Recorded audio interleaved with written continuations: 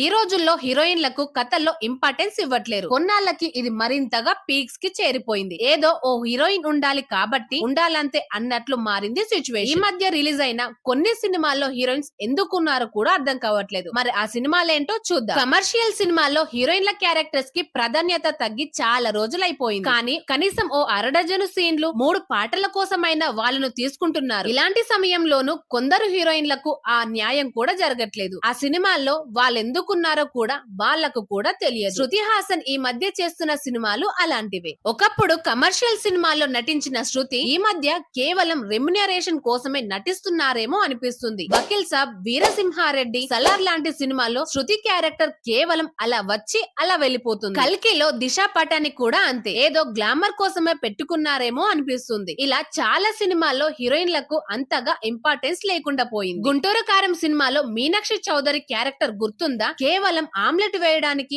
Side లో అలా నించోడానికి మాత్రమే ఉంటుంది. ఆమె క్యారెక్టర్ కి పెద్దగా ఇంపార్టెన్స్ ఉండదు. రీసెంట్ గా రిలీజ్ అయిన కింగ్డమ్ లో కూడా భాగ్యశ్రీ బొర్సై సేమ్ ఇంతే. 2.5 గంటల సినిమాలో పట్టుమని 15 నిమిషాలు కనపడలేదు. తనతో తీసిన ఒక్క పాటను కూడా తీసేశారు. సెకండ్ పార్ట్ లో మాత్రం తన క్యారెక్టర్ ఎక్కువగా ఉంటుందని ప్రొడ్యూసర్స్ చెప్తున్నారు.